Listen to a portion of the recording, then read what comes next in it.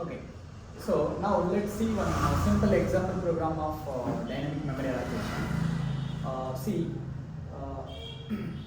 stdio.h, the header file we are including for all your printf and scanf, and stdlib.h we are going to include for the malloc, calloc, realloc, or free.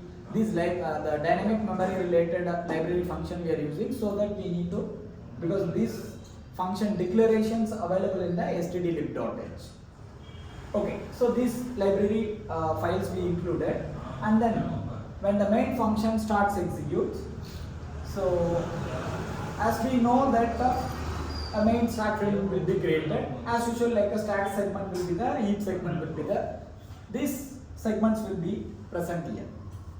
Now, for the when the main function it starts executes, inside that like a int n, for n 4 bytes of memory will be allocated. Where this memory will be allocated? In the stack segment.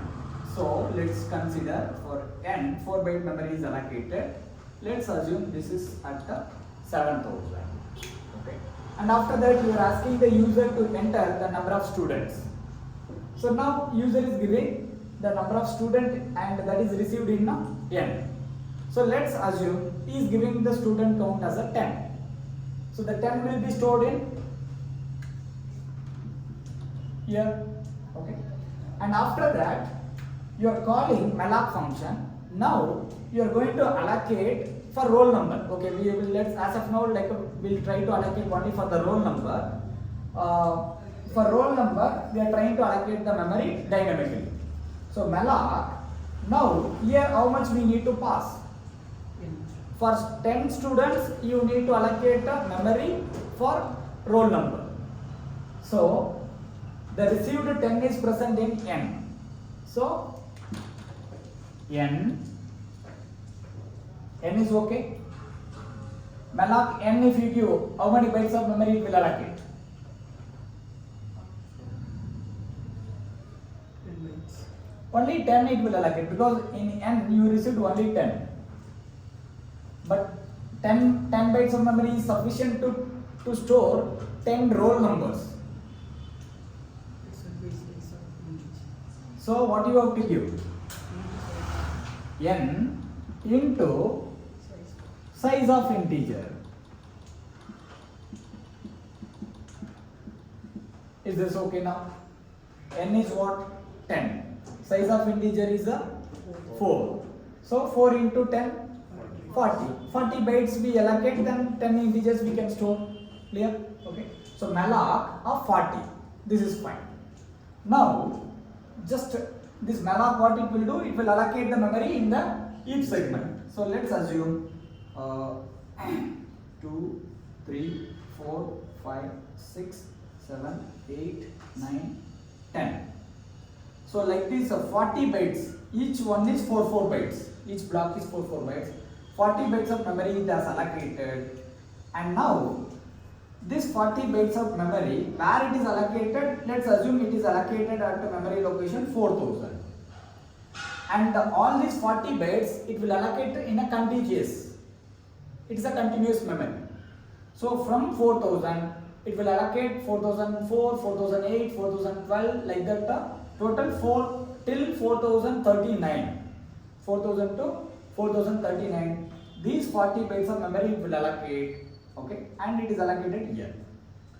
Now this malloc, what it will do? See, the memory is allocated. In this memory, suppose I want to store one roll number. How can I store? See, in n, can I store some number? How I can store some number in n? N is equal to 70. So in this 4 bytes of memory, I am able to store some value. Why? Because I have a name. Is that clear? So for this 4 bytes of memory, I have a name. So using that name, I can store some value. But here I allocated 40 bytes of memory. But for that 40 bytes of memory, I don't have any name. But what we can do is, this malloc it will do one more extra thing.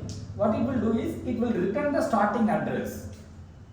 The malloc function, it will allocate how much ever memory you are asking, that much memory it will allocate, and also it will give the return address.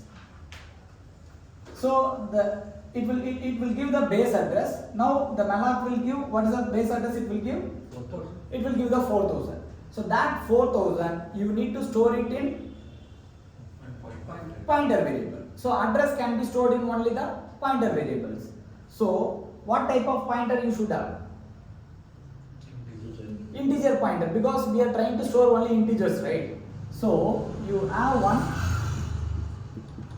integer pointer, okay, and that you try to receive it in this.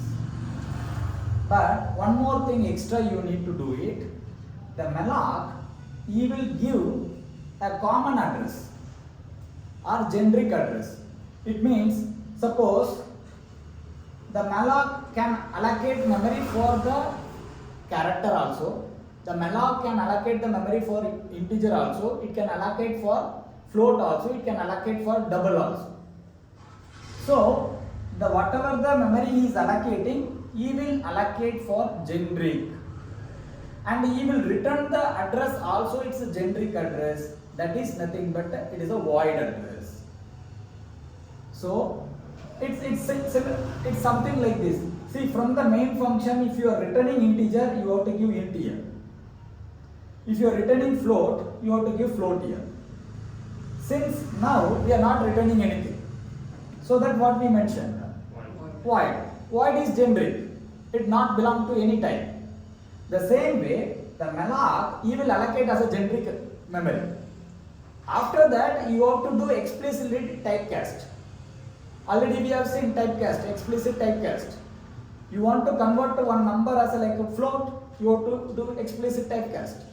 So the same way, here, whatever the address is coming, that is a void address, that you change it to integer address. So for that you have to give int star, that's all. Okay.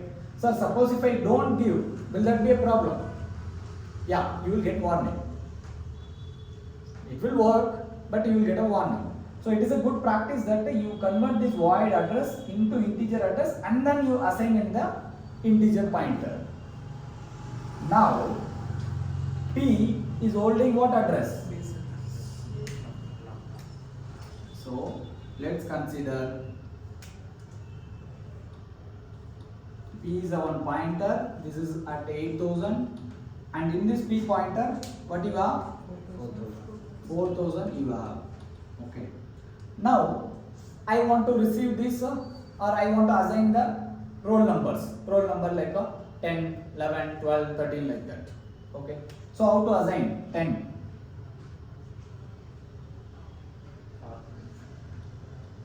This pointer, you can use it as array also. P of 0 is equal to roll number 10. P of 1 is equal to 11. P of 2 is equal to 12. So like that, P of 9 equal to 19. You can assign like this.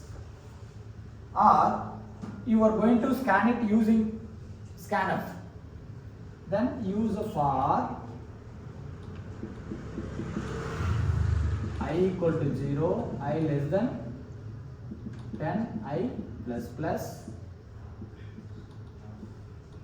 scanf percentage d ampersand P of I.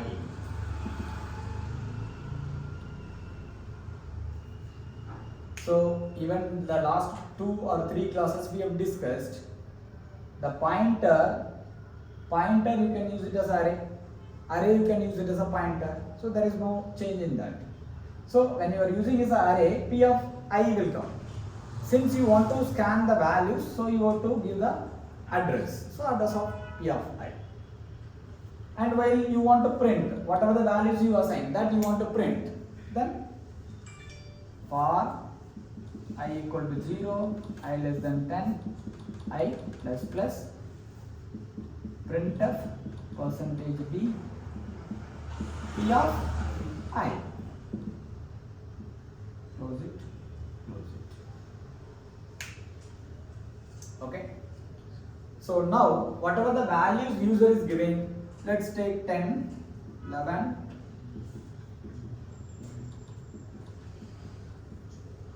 like this. So how we are giving these all values? The base address is available in this pointer, and using this pointer only we are filling all these roll numbers. And finally, at the end of the program, or like a end of the usage. So now you decided that this memory is like a no more needed. Whenever you are feeling that, sir, I am done with all the roll numbers, I don't want that memory anymore. Then what you can do is you can release that memory or you can free that memory. So how you can free that memory? By using the free function. Free, just you give p. Okay, and then close it. So when you give free p means actually what you are passing here? The base address of the allocated memory. So p means p is a 4000. So free 4000. So from 4000, how much ever the dynamically allocated memory is there? It can be 1 byte or it can be 1000 byte or it can be like a lakhs of bytes. From that address, how many ever is there, that all memory will be released. So this memory is now no more this program memory. You should not access that memory again. Okay, that's all.